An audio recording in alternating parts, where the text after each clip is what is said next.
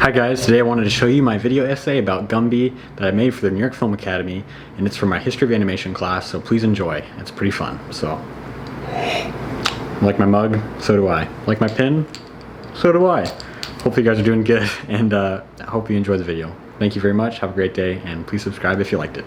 Have a good day guys, bye. Oof.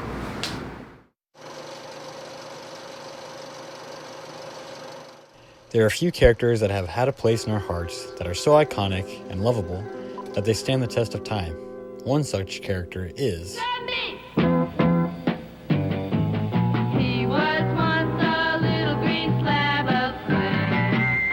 Gumby! Hi, I'm Nathan Acker, and today I'm going to be talking to you about Gumby. Gumby! He can walk into any book with his pony pal Clokey too.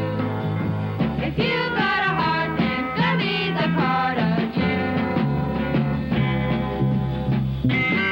When I was a young kid, I loved Gumby. I dressed up like him for Halloween one time, and I even made my own costume, not to brag or anything. And today, I still try to put a little bit of Gumby into my works. But before I go into Gumby, I want to introduce you to the man who created him, Art Clokey. Art Clokey grew up in Detroit. He had many fun times as a young child playing with clay. Sometimes the clay would even get cars stuck in the mud. They called it gumbo. Sadly, Art's life wasn't full of play. At a young age, his parents got divorced, and shortly after that, his father got killed in a car accident. When this happened, Art moved to California with his mother and his new stepdad. His stepdad didn't appreciate him very much and forced his mother to put him up for adoption. However, this wasn't so bad. Art got adopted by Dr. Clokey. It was paradise from then on. Dr. Clokey would film all of their adventures, and this is what most likely led to Art's fascination with the film medium.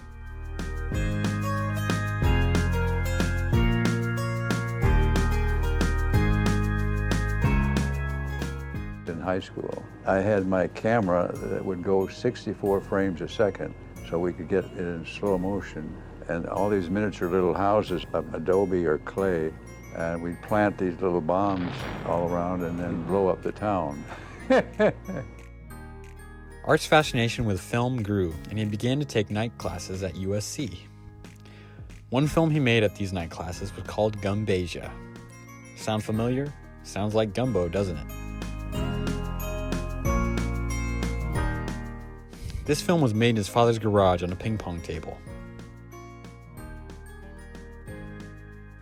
We made clay shapes, and I changed them and animated them. Sometimes I'd move the camera, and I'd hold the camera and move it like this right over the set, just by hand. I was trying to employ the kinesthetic film principles that Slavko Vorkapich was teaching, which is how to make a film more exciting and interesting by editing and shooting to impinge upon the eye cells in such a way that it stimulates the autonomic nervous system. Just imagine you have a camera and you get on a roller coaster and you're in the front seat, you go down the roller coaster, and it's real exciting. That was the same principle we were learning.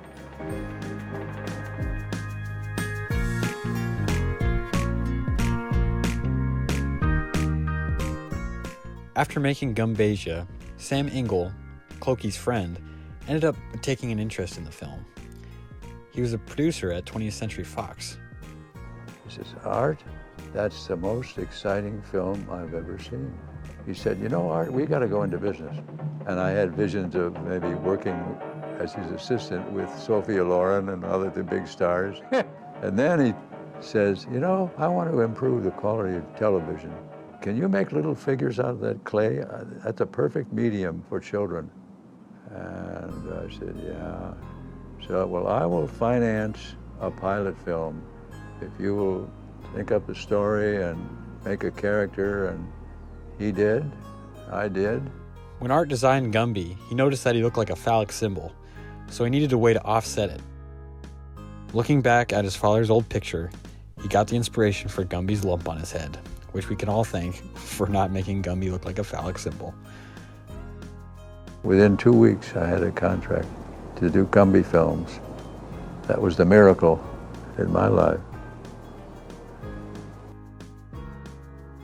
Stop motion animation is a process whereby you take a puppet or a figure or an object and you move it 1/4 of an inch and you take a picture.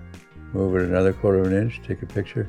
If the figure is going to throw a baseball, you take a picture of him in this position, this position, this position, this position, this position, and you animate the ball on a thread going out that direction, and his arm going like this.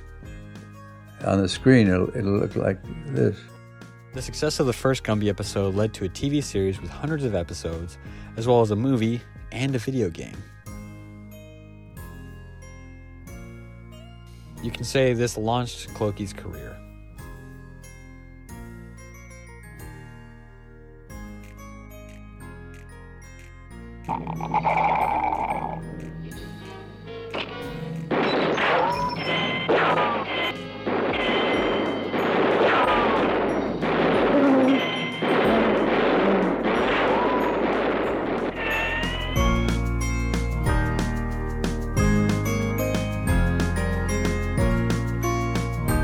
This form of art is very time-consuming and tedious, but it also has aesthetics that are unmatched by any other form of animation.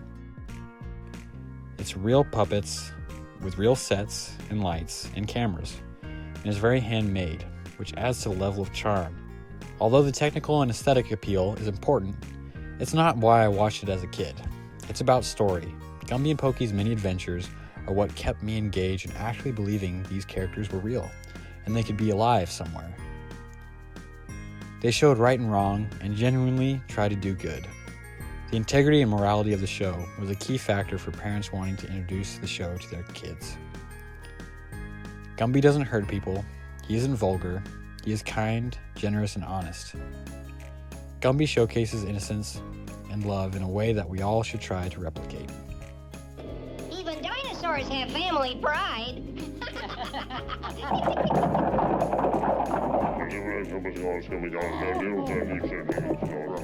This has been happening at all the theaters we've been showing. They're not children anymore, they're adults, and they're all fans. And I can't understand it because we never pushed it. We never promoted it, we didn't advertise, nothing.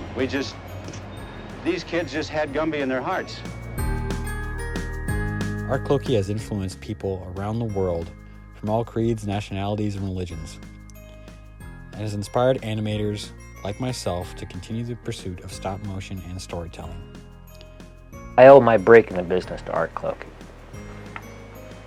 Went for him, I'd still be a fry cook, I guess. The Gumby shorts had a mystery to them, like opening hidden doors, coming into new worlds, new ways of looking at things. There was a spirituality to Gumby, this curiosity about other ways of seeing things, about meaning beyond the obvious. They pleased a lot of people. I'm grateful for that. It kept animation alive too. Without Art Clokey and Gumby, stop motion would be fundamentally different, and we are all benefiting from his efforts in creating a great story and characters. And I'm excited to see where the stop motion medium will go in the future.